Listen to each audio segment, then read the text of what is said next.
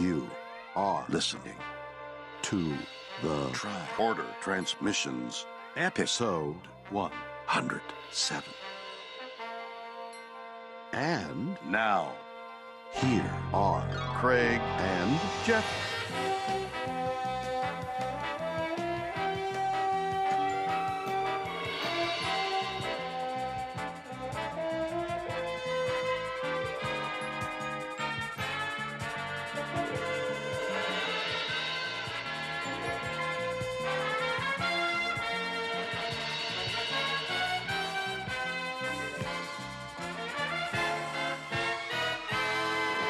This is episode 107 of the Tricorder Transmissions, and tonight we will be covering the semi-controversial animated series episode, The Infinite Vulcan. We are your hosts, Jeff Hewlett.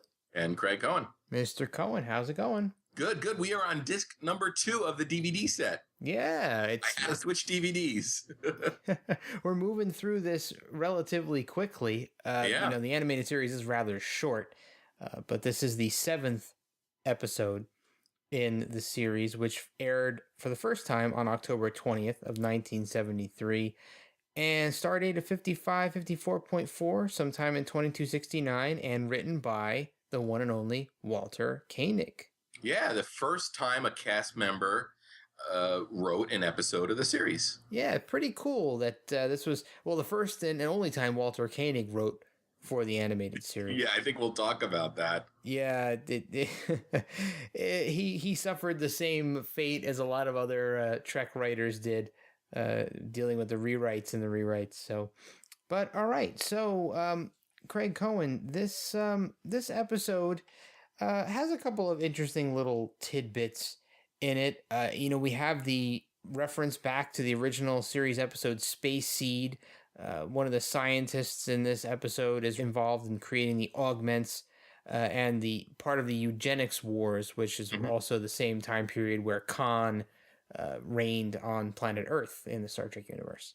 Yeah, it seems like that is over time become a very, very important part of the Star Trek history.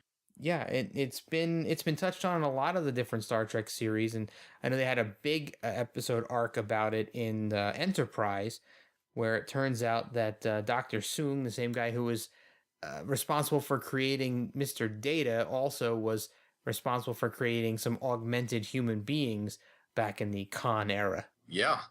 And, one other thing that I really like about this episode, before we get into the commentary here in 2 seconds, there's an alien race introduced in this episode called the Phylosians, and there is, as I'm always fond of saying, there's a Gorn tie here. Okay. To an animated series episode that we have yet to watch. Okay. So, down the road a little bit, we'll be hitting an episode called The Time Trap, and in the Time Trap, there is a body of government called the Elysian Council that Captain Kirk will come into contact with, and there is a Phylosian that sits on that council along with a Gorn. Ah, cool. So always cool to have a little Gorn tie in there. Yeah. Yeah. So are you ready to jump into our commentary track on this episode? Sure thing.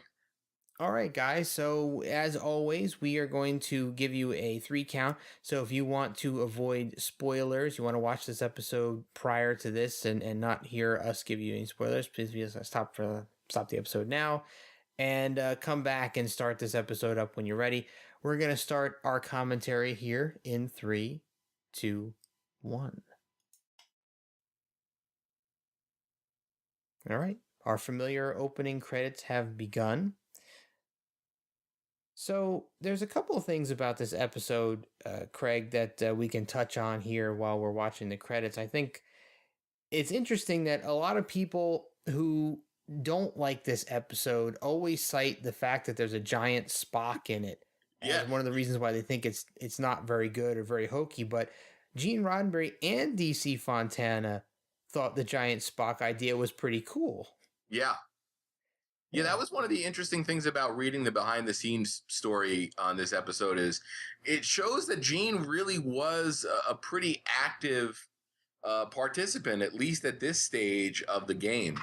Yeah, exactly. And that's one of the things that I find really strange about the decanonization of this is Roddenberry was still really heavily involved in the scripts and asking Walter Koenig and many other writers for many, many rewrites to incorporate his own ideas. Yeah, what? Koenig said he did 10 rewrites? Yeah, at least. Yeah. Yeah, that's pretty crazy. Mm-hmm. So, all right, we've just gotten into the episode itself, and the Enterprise is flying by a interesting looking green planet. And I like the fact that Kirk in his log says they're on a survey mission to the periphery of the galaxy. So I get the feeling that we're back to the whole explore strange new worlds thing here. Yeah. And Mr. Sulu, of course, is the first person we see, which is pretty cool. He's got a pretty cool looking tricorder in his hand here, and now we've got a very interesting looking puffball plant thing that looks to be quite maybe a distant relative to the Glommer. Yeah, either that or a distant relative to the pipe cleaner aliens from Cat's Paw. So I thought there was an interesting choice earlier here, just a few seconds ago, when they first show the 4 Enterprise crew members overlooking this city. They chose to put them in silhouette. There was no shadows, no source of light, but it was strange that they were just kind of black silhouettes against the backdrop. And poor Mr. Sulu just got stung by this little alien. Oh my. Yes. Somebody had to do it. I like the fact that Sulu gets to be on the away team. Yeah. And get some dialogue here. This is kind of nice. Yeah. Well, and you also wonder and we know that he was the ship's botanist at one point too. Yeah, it totally makes sense that he would be on a planet with plant-based intelligent life, right? They would need somebody with that expertise, but unfortunately, they don't really make much use of it. No. Yeah. I kind of like the little joke from Kirk about encouraging officers to make friends with the natives. Yes. There's a tiny bit of humor interjected in here in an otherwise pretty serious episode. Yeah. Yeah. Did you notice that Kirk has a very almost visceral reaction when Spock tells him that they're being scanned? He whips his phaser out immediately, like there's some kind of danger, like they haven't been scanned before. Yeah. And here are the very non-humanoid alien race. And one thing that I thought was interesting is in the 2011 interview that Walter did with StarTrek.com, he talked about how that was Roddenberry's idea. So it seems like Roddenberry was really big on, pushing the boundaries of what you could, or at least, pushing the boundaries in terms of doing things on the animated series that they couldn't do on the regular show. Exactly. And that's one of the things I really like about the animated series. In fact, I think Walter Koenig wasn't very happy, in fact, with the, what he called the asparagus aliens. Yeah. But I think that's what kind of makes this the animated series special. Totally. They push boundaries here that broke down the fact that they couldn't execute this kind of stuff on television with a regular budget that they had, and it's kind of cool to see that they went and created these interesting looking aliens. I kind of like the fact that he's got the little eyes on stalks, which is almost kind of like Glommer eyes. Yeah. and many different tentacles. But so they brought Sulu back to life. Sulu was almost dead, and he was a minute away from dying. Yeah, it was minutes. Oh. Yeah, and the Phylosian was able to inject some sort of a cure. So we learned that the Phylosians have been visited prior by another human. Yeah, and here I thought was interesting. They have their own universal translator. Yeah, I love that. There's a little device around their necks, and so you have these sentient plants who obviously have the capacity to create technology, have their own universal translator. This is kind of a rarity in Star Trek. You've got the explanation about how they're able to speak and understand English, which is kind of cool. And also they explain how the antidote works, which is another thing that Star Trek doesn't normally do. Yeah. So neat. And did you catch that Spock said that these plant beings use 70% of their brains? Oh yeah. I like the fact that the whole 10% of the human brain mythos made its way into the animated series as a thing. So it makes it seem like 70% is so much more advanced than humans because of the old myth that humans only use 10% of their brains. Yeah. Yeah. So Whoa. more interesting looking monsters here swooping down. They look almost like bats with tentacles, or little dragons almost. Up. And our heroes are being captured. Wow, the poor Sulu looks like he's in a lot of pain there. Oh, yeah. That's a shame. What do you think they'll do with us, sir? So, yeah, they see Mr. Spock getting taken away. But, this is interesting that you see Spock getting taken away.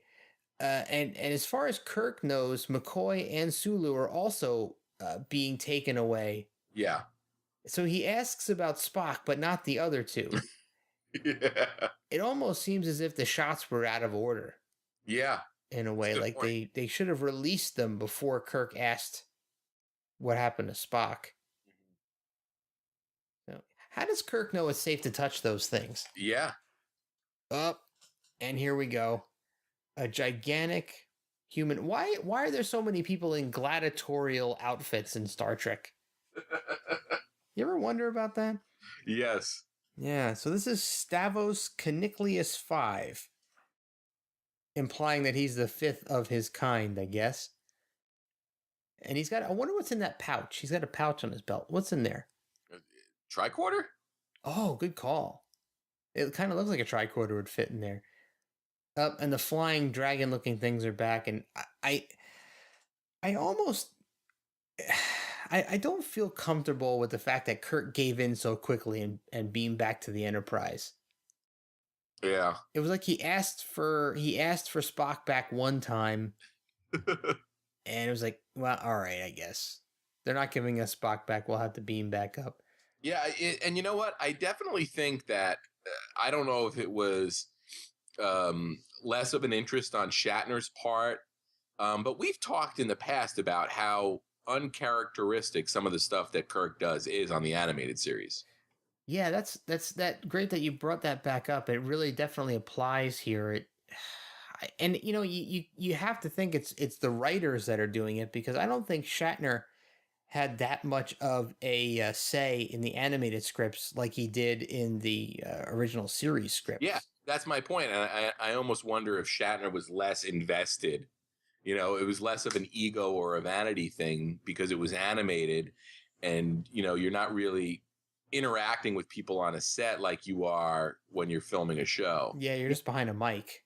Yeah. And some of these, they weren't even together when they recorded them. Mm-hmm. Yeah.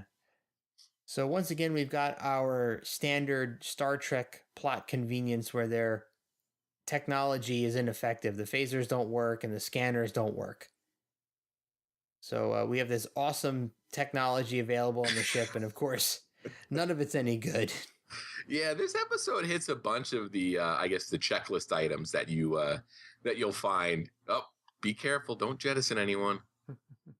And here's another checkbox. You got the Scotty hero moment. Scotty's building some sort of an apparatus that they're going to use when they go back down to the planet. And I like the fact that McCoy has kind of a tie back.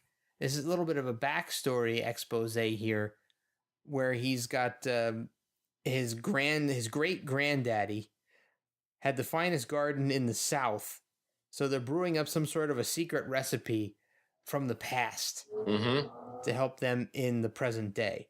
That's kind of neat. Yeah.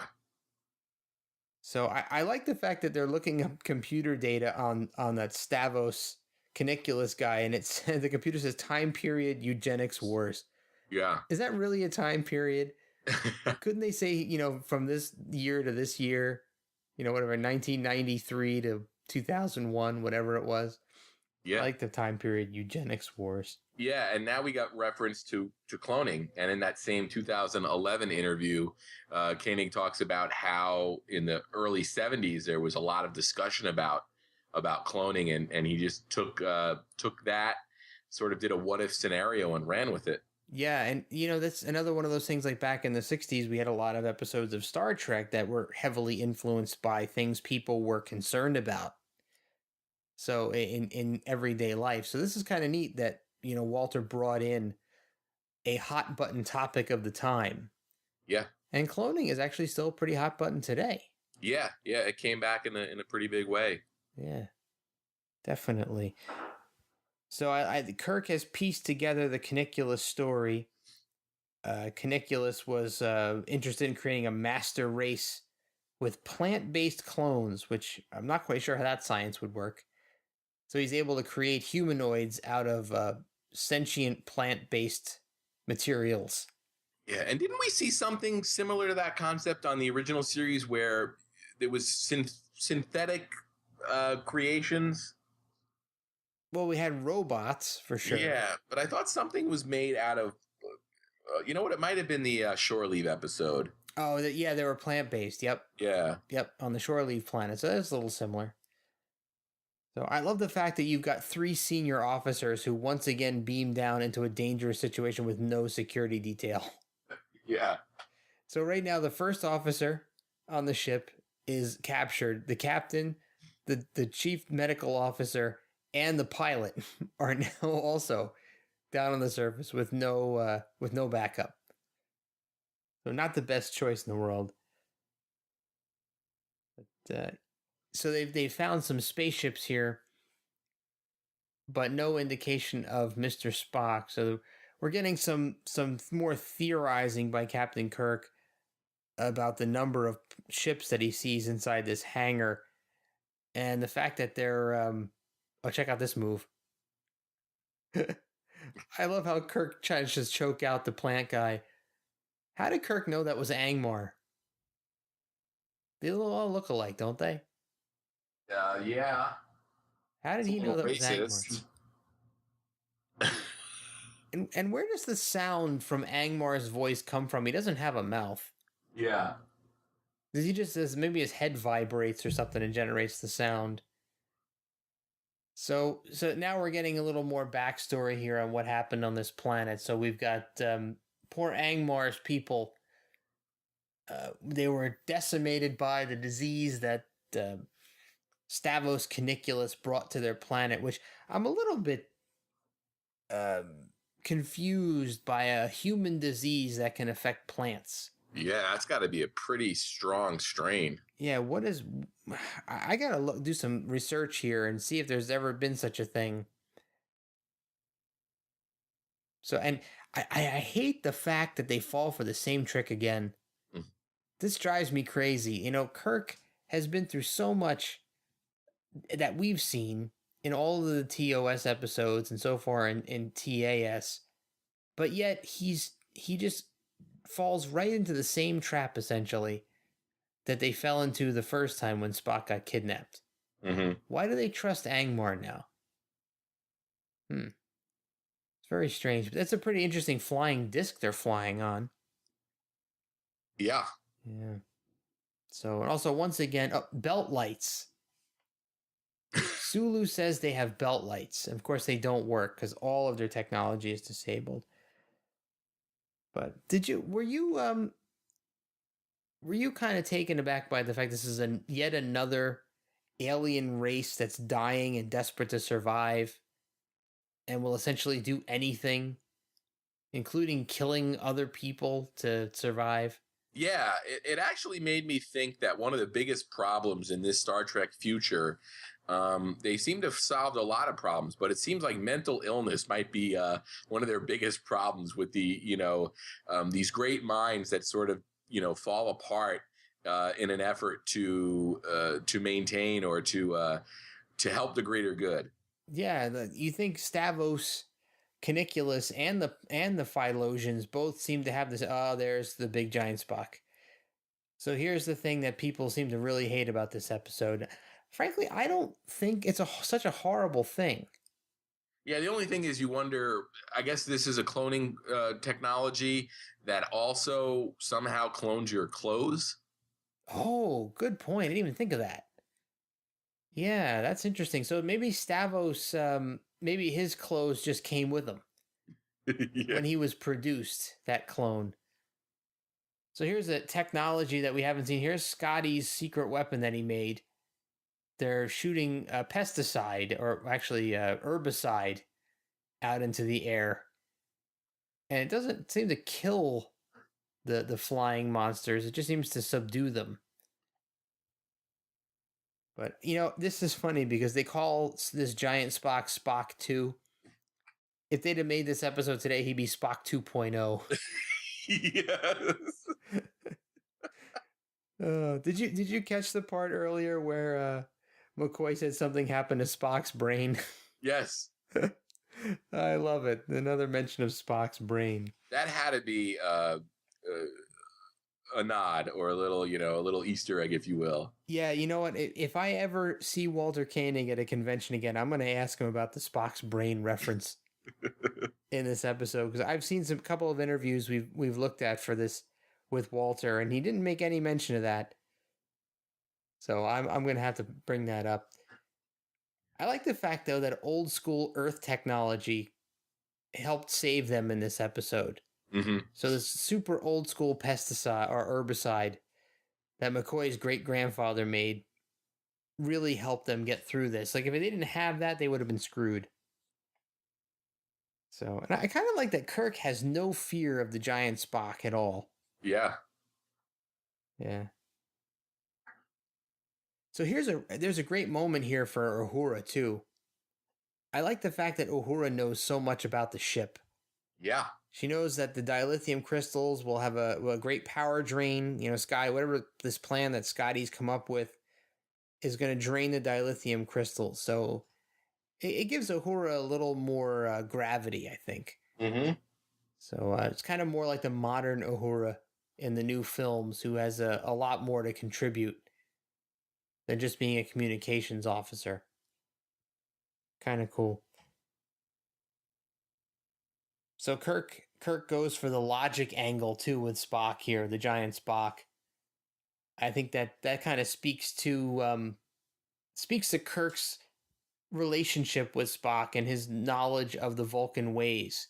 Mm-hmm. That he's going to try to use logic to reason with the giant Spock clone.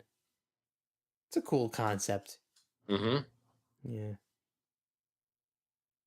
But isn't this whole concept of almost like an alien dictator or a human who takes over another world in order to create a peacekeeping force to his own ends, I suppose, or to enforce his own ways? Is that something we've seen a couple times? Yeah. I mean, it seems like a lot of times, there's certain themes that are kind of danced around continually. Yeah. Like I said, you've got that checklist, and the Star Trek checklist. Maybe when I have some free time, I'll go through and try and create it.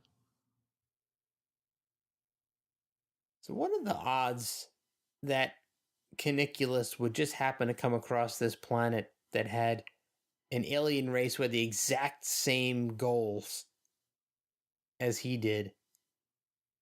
Just seems kind of strange to me. Yeah. Yeah. And now, this I think this whole thing that Kirk is spouting here to Caniculus about how the Federation has maintained peace for 100 years, I think that's kind of BS. Yeah. Isn't it? That there's not necessarily peace out there.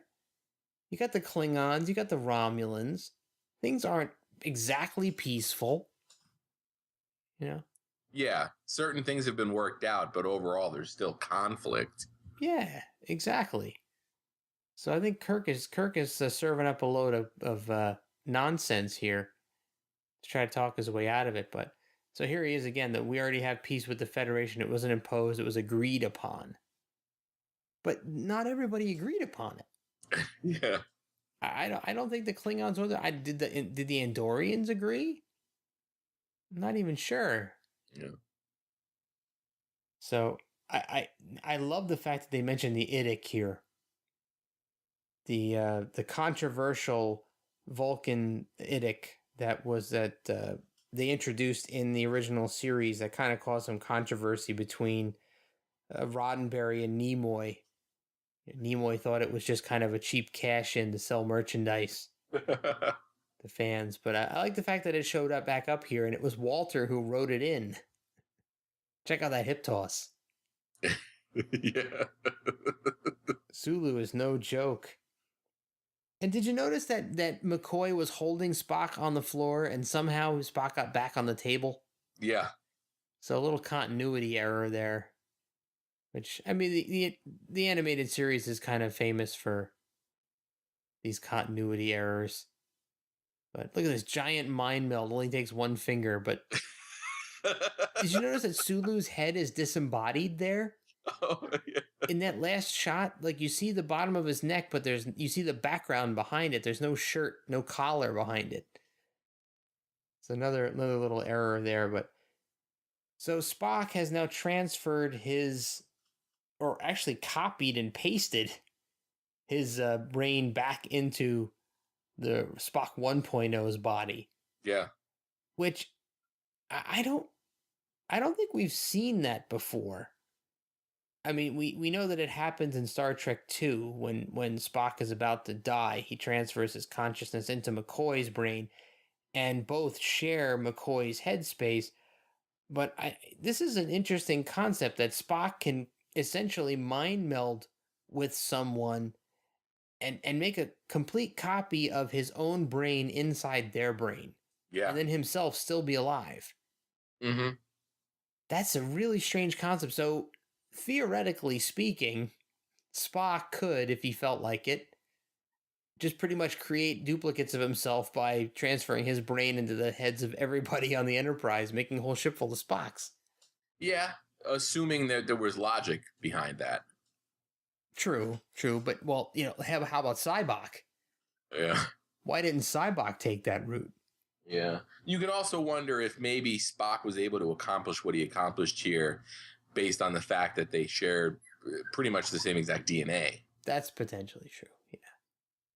I like how the episode ends with Sulu winking at the camera. Yes.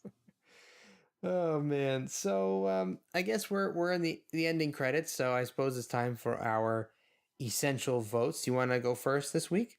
Yeah, I mean, I could go either way here. I think there's enough arguments you can make to make this essential, but at the same time, I'm not sure if any of it is important enough to actually give it the essential vote. And I say, the reference to the eugenics wars, some of the mainly, I think it's probably the eugenics wars is the biggest thing here that might make it essential to me. Is it kind of is the connective tissue between the animated series and the original series. Good point. Yeah, I had that down in one of my reasons. I'm gonna tip essential on this one, kind of just over the 50% mark. So the eugenics wars reference definitely does it for me. I like the fact that there's a little bit of McCoy backstory peppered in here with his great grandfather being a farmer in the South. That's really cool. And since the Phylosians actually appear in another episode down the road, this kind of qualifies to me as an introduction of an alien race that recurs. So they only recur once after this. That's kind of pushing it a little bit, I admit. But since they do pop up again, this episode serves as their introduction. So I'm going to have to go essential on this one. All right, yeah. I mean, I'll piggyback on that. Excellent. So anything else you want to say before we close up? No, I guess, we're getting close to convention time. So we'll be seeing all you guys soon.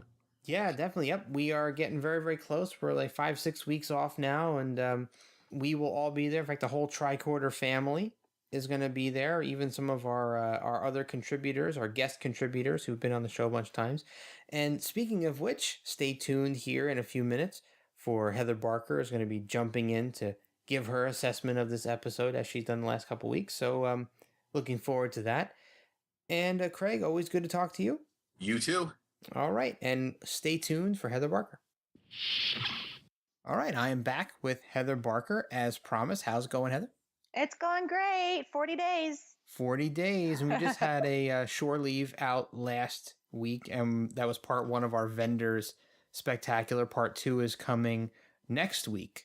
super exciting. They're a lot of fun. Yeah, and there's a lot of surprises. We have a surprise guest or two coming on that we haven't talked about previously, so it's going to be pretty exciting. But Heather is here to talk about the Infinite Vulcan. So we know that in the past we've talked about Heather has just recently started watching the animated series for the first time, and her first episode was the Lorelei Signal. So, and she really liked that one. So what do you think, Heather, of the Infinite Vulcan as measured against your favorite, the Lorelei Signal? Oh man, measured against it? Oh, so how many have I watched now? 3 or 4? I lose track. I think this is I think this is fourth. 3. 3? Okay. It. I watched the Tribble one. The Tribble one might have been my favorite one, actually, comparing them all. I stand corrected. Well, it's Tribbles, so it kind of automatically gets boosted. And I will say that this one does get a nod because the little plant guy, even though he was not a Tribble, he looked a lot like a little Tribble, the one that that poisoned Sulu. I knew you were going to say that. Yes, I was very excited. And it's a purple Tribble. With type. legs. Yes. And I was like, oh my God, I need this. Someone make it. I will buy it. So, okay. I liked this episode. And from my research post watching, I came across the fact that some people think it's terrible and then some people think it's great.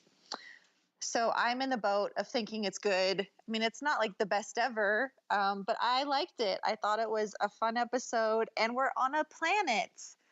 So because of that, we get to see some really pretty animation, just like in the Lorelei Signal.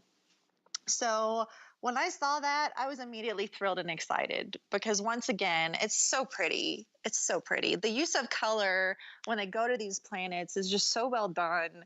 And it kind of reminds me of the use of color and shadows and light in TOS. Obviously, it's a different thing than animation there, but just how they highlight those colors and how they use them, super pretty. So I enjoyed that. It was kind of bizarre, but overall I liked it. What did you think about it? Well, we did give it an essential vote.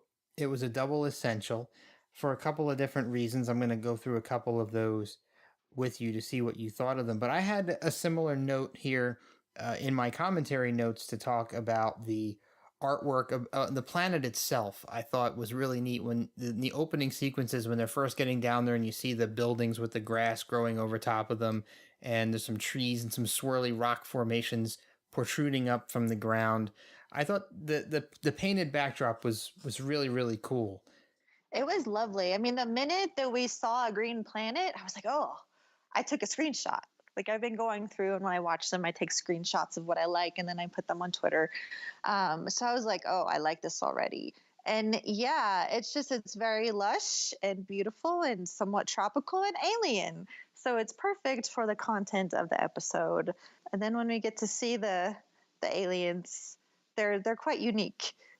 Yeah, let's talk about the Phylosians for a minute. So you've got these new plant-based aliens that just so happen to be named after a word that actually means plant. So, yep.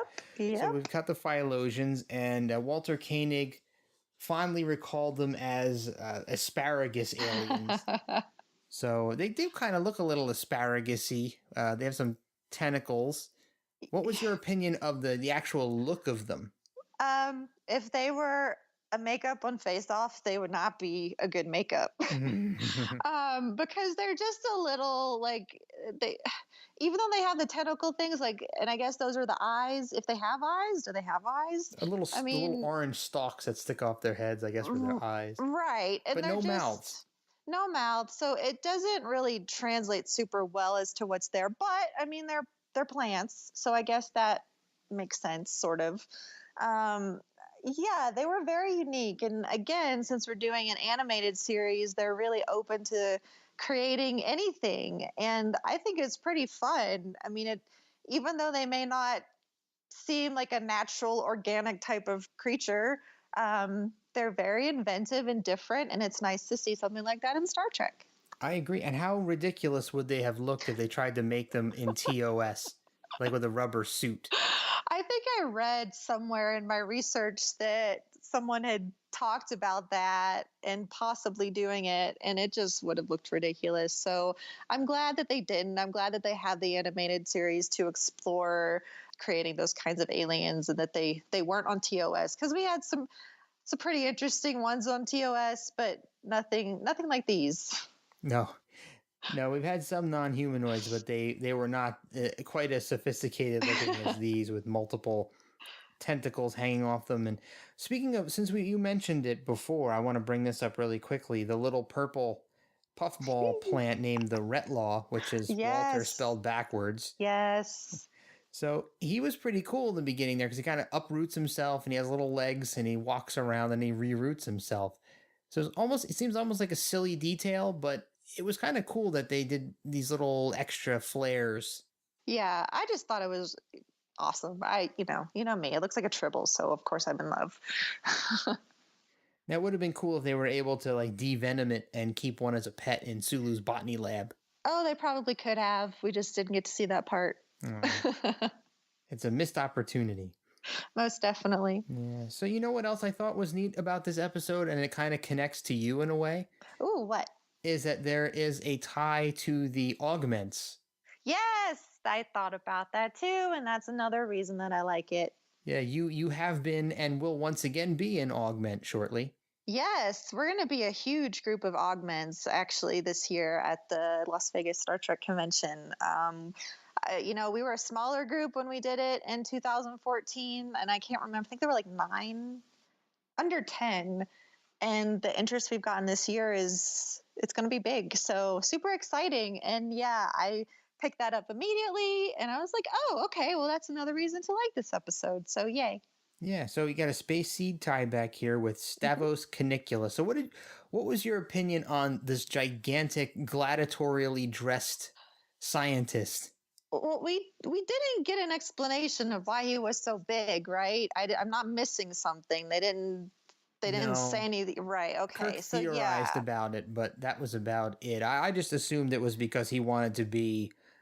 If you watched earlier in the episode when Angmar was taking them down that hallway, you saw those gigantic Phylosians. I think maybe Stavros wanted to make himself as big or bigger so that they would be subservient to him. Yeah, that makes a lot of sense. That's a really good point. And I didn't even think of that.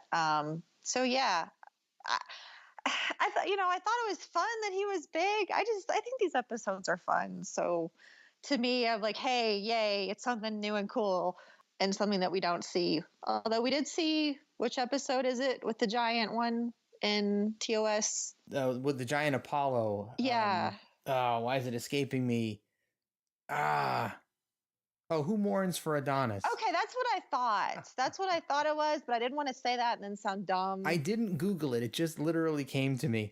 Okay. And I was very curious as to why, and this is an unintentional tie, I assume, why Stavros Caniculus is dressed similarly to Apollo. Yeah, and who knows? Maybe there was just some similarity there with someone said, "Oh yeah, you remember that episode?" I mean, we've seen ties to other to TOS episodes in these animated episodes, so I could definitely see that happening just as a random thing where they said, "Hey, let's kind of throw that in," or it could be completely unrelated. Who knows? Yeah, it's probably unrelated, but regardless of whether it's related or not, it's a very odd outfit for a scientist to be wearing. Yeah, most definitely, and he's supposed to look like Walter Koenig, right? I read that, but I don't see it. I don't see it either. So here's a fun fact. I didn't even know that Walter Koenig wrote this episode when I was watching it. Really? I didn't research the episode. I'm just going into all of this blindly. It's a lot of fun for me to listen to other people who are discovering Star Trek for the first time. So since this is completely new to me, like I'm not listening to the Trek Geeks. What is it? The one that you did. I was on, the animated series. See it or skip it. Well, yeah. To be fair though, I think that our show, the mission of the Tricorder transmissions has been to look at these shows in a different way, not in whether they're good or not. Right. light is what does the show bring to the universe. So they're looking at it more as did I like it or not. So it's just a different way to look at it. But yeah, listening to it may give you some spoilers. Yeah, and I don't want any spoilers at all. No. So sorry, guys. I love you all, but I will listen after we're done with this, which may be a while. But yeah, so I just wanted you all to know that so that you were like, hey, what's she thinking? Yeah. So anyway, I did not know his involvement with the episode, and I went back and tried looking at the beginning credits thing, and I didn't see that he was, it didn't say written by Walter Koenig in those first credits, but I kind of skipped over them quickly. But do you remember that being there? That I think it just says William Shatner and then Leonard Nimoy. Yeah, it's after the opening credit crawl when they show they'll do that little still where it says the Infinite Vulcan and then they'll say written by. It's in there. It's very brief. You may have just fast forward over it or something. Yeah, I did that. I'm watching these and trying to take care of animals at the same time. So I multitask. Okay, so yeah. So I didn't know, and so going back and reading everything was really interesting, and I'm really kind of glad that I didn't know going in, because I didn't have any preconceived notions or thoughts or anything. So I thought that was really interesting, and it kind of made me think about, not to mention Shore Leave again, since this is a different podcast, but the interview with Skyboat Media about Harlan Ellison's audiobook and the City on the Edge of Forever. I think that it's really interesting if you go, and I just found like a wiki article talking about Koenig's experience writing this episode. Mm-hmm. Very similar, I believe, to Harlan Ellison's experience in writing City on the Edge. Yeah, and 10 plus rewrites. Yeah. On this one. Yeah. So, anybody listening, I think it's good to go just check out the wiki article. I think it's just the Star Trek wiki that I read that talks about it. And then go listen to the Skyboat Media interview and the Harlan Ellison book, because they tie in together. And I think that kind of information is just really important to us as Star Trek fans to understand what was going on behind the scenes. And it wasn't just Koenig. It wasn't just Ellison. I mean, this happens in Hollywood. So all of the writers went through this, and a lot of people just don't know about it. So definitely worth checking out. And sorry for the tangents. No, it's actually a really good tangent, because it's quite important, because, a lot of people are surface fans of Star Trek. They watch the shows and they enjoy the shows and the movies, and that's great. But there's so much that goes on behind the scenes. And I think Craig and I have talked about the Mark Cushman These Are the Voyages books so many times in the past, and how much incredible information, how much more depth it adds to the show that you know and love, and you realize the struggle that went into creating each and every episode, from the writing to the production. It's incredible. So yeah, knowing a little bit of that same type of stuff happened behind the scenes of the animated series, it's nice to know that so many hours of love and passion went into making these things. Yeah, this was not a weekend venture.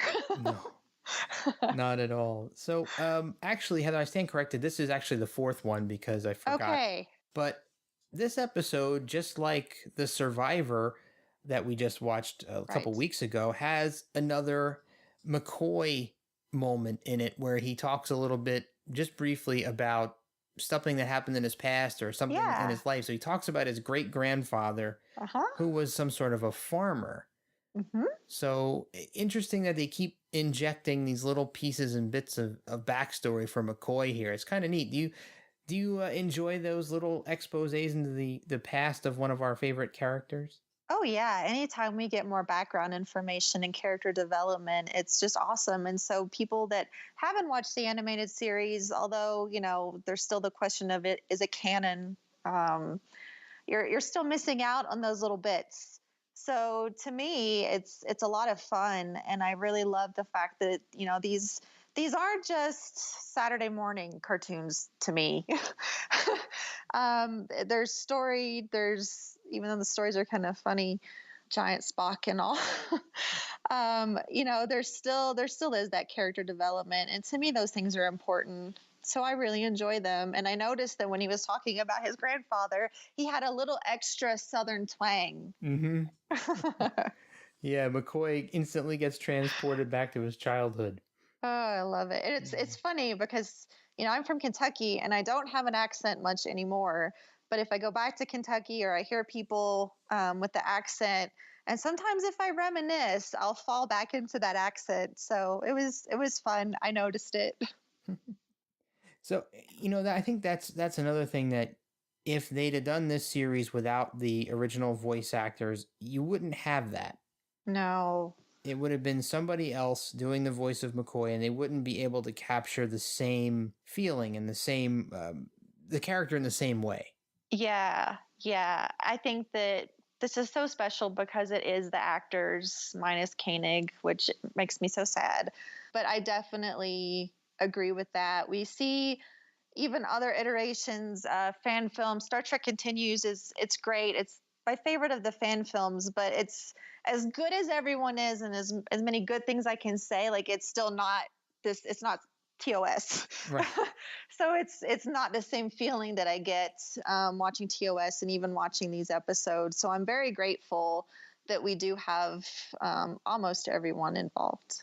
So before we get to the elephant or the giant Spock in the room, let's talk about one other quick thing that stands out to me in this episode, and that is those neat-looking purple pterodactyl tentacly monsters that swoop down and attack our Enterprise landing crew multiple times in this episode. And this is another one of those things that really could have not been pulled off in the original series. I thought they looked really cool. What did you think? I thought they were neat. To me, I thought they were like dragons. They kind of look like little dragons. Yeah, I see them as dragons. You see pterodactyls, which I get. The sounds were very pterodactyl-y. And in that wiki article I read, they referred to them as bat-like, which, Yeah, I don't see that. I don't either. I mean, the wings, bat, dragon. So yeah, I didn't quite get that because their head structure is so different. But I thought they were neat and unique, and they're purple. So again, I like them. I thought that this episode was a lot of fun. It was really pretty. Again, everybody wants to bash the animation in these episodes, and I like it a lot. Yeah, I don't think it's that. I've said this before, and I don't think it's that bad. I don't either. Especially I've seen the worse. backdrops. They do wonderful backdrops. I've seen worse today in 2016. Oh God, yeah. So yeah, I love it. I thought they were really cool. Cool. So I guess that brings us to probably the controversial bit of the episode, the thing that seems to make everybody hate this, and that is the giant Spock. And again, I'll go out and say, I said it on Trek Geeks, and I said it during our commentary, and I say it just doesn't bother me. I don't know why it bothers everyone so much. I was just going to ask you, why do people hate it? I don't know. I mean, this is Star Trek. I mean, you watch the original series, and there's a lot of weird stuff that you just accept because it's Star Trek. And, we've had this back and forth. I know the Trek Geeks guys and I had this back and forth on Twitter a while ago where it was like, well, my point was, hey, you see this giant Apollo on the screen, and exactly. Nobody complains about that. But then they said, well, he's a god. But still, he's a gigantic guy. And this is not like Spock was blown up into a giant Spock. It was a clone of Spock. Yeah, and I would argue exactly what you said earlier, that, I can't say his name. It's the... Oh, Caniculus? Caniculus. Okay. I get dyslexic and then say weird names instead. So, he's essentially kind of acting as like a god in a way. Yeah. And so he wants to be big and huge. And so I can definitely understand why he would make a clone for the same reason at that size. So yeah, it's not unbelievable to me. It's kind of interesting that, he winds up staying there. He's not disposed with in any way. So that's really the only part that kind of left me like, oh, okay. I don't think that Kirk and the crew would be okay with that. I don't think that they would really just leave this giant Spock there. I was actually going to ask you about that. Yeah, that just is not quite believable. No. To me. And that was really the only place where this episode was kind of like, okay. But this is science fiction. Mm-hmm. So it doesn't bother me. And the Vulcan mind touch. Yeah, the mislabeled Vulcan mind touch. Well, I Yeah, guess it is why? technically a mind touch in this because he only uses one finger to do it. Yeah, I was just like, really? Really? What? Because, I mean, and the first time that they used it in the series, they didn't describe it as a mind meld either, right? No. I don't remember if it was a mind touch or what vernacular was used there, but that was a little odd. But I found that scene endearing. It was kind of neat to watch, and it doesn't bother me at all, aside from leaving him there. First of all, leaving him there, there's a couple things wrong with that, but from a Starfleet perspective, since you already kind of covered the emotional aspect of it, but from a Starfleet perspective, you're leaving behind someone who has a huge amount of Starfleet knowledge, Yeah. security secrets, and although it is Spock, and chances are they wouldn't be able to get anything out of him, there's still a chance. Because this guy has we don't know what technology Caniculus has to do the cloning. He may have had an exact copy of Spock's mind in there and be able to ferret out all these, security codes and things to breach Federation space because, he wanted to make a peacekeeping force, right? Yeah. It's not very far from making an army or an armada. And what's stopping him from making more Spocks? True, absolutely. So that's just kind of that's the sound that comes to mind when I think about that. And again, maybe if this episode had, if these had been longer, if these had been original series live action episodes, we would have got more of an explanation or just more of an exploration really into that, and it would have ended another way. But very valid questions. Yeah, I think. Yeah, if it was a TOS episode, there would have been some way they would have disposed of that other Spock. Yeah. He would have been unstable or something and disintegrated or whatnot. Yes, it would have been a humane something. Actually, you know what I think would have been a very poignant moment is if Spock. See, this is one of the issues I have with it is the fact that Spock can copy his brain into somebody else's brain and then still be alive himself. If the transfer was one way, not a copy, like he had to actually transfer himself, the giant Spock, all of the stuff in his brain back into Spock's body, and then the giant Spock, was no longer functional, I think that would have been a much more poignant ending. Yeah. Well, too bad you didn't get to write it. I know. Well, I can rewrite it as a fan. You definitely could. And yeah, I think that would have been a much better ending. It was kind of reminiscent of Spock's brain, which everybody hates. I didn't hate that either. But it's not my favorite episode ever, but I don't hate it. Honestly, I don't think there are any Star Trek episodes that I flat out hate. But it's not my favorite. All right. So I think we've gotten through just about all of the points in this episode. Oh, rolling back to Uhura for a minute, she was only in the episode for a short bit, but did you pick up on that? Uhura knows a heck of a lot about the dilithium crystals. Yeah, I did, and I was happy about that. I like that. I didn't really know where it came from, but I was like, hey, but it's nice to see her having some knowledge, because we know she's a badass. So I was really happy to see that, and I was happy to see Sulu play more of a part in this episode as well. Yeah, it was nice to see him on the away team, and it was nice that he got that little comedy moment at the end, and he get the little eye wink. It was really neat. I like the fact that he was in it so much. Yeah, it's really special to see them get that spotlight. So I'm a fan, and I was super happy to see some spotlight on Uhura there. So I guess we've kind of come full circle here. Are you do you have any final thoughts on this episode before we close the episode up? I don't think so. There's always little things here and there that stick out to me. The little McCoy dewdrop nudge there. Yeah. I love it when we get the personality of the characters clearly in the animated series episodes versus the Gold Key comics, which are a little confusing and muddled. So yeah, I love stuff like that, and I thought this was a fun episode. I thought that I always ask myself, is this episode for kids? And to me, I No. think that, well, I think that a kid could enjoy it because it's very visually appealing and it's got giant things in it. So from those, just that alone, I think a kid might be engaged with it. But again, I think the content is certainly for adults. I agree. Definitely. I guess that is the end of our episode today. Heather, where can people find you on social media? All over the place. I'm Sketching Venus on Twitter, and then Heather Barker is my name on Facebook, and I am one of the admins of the unofficial Las Vegas Star Trek Convention group on Facebook.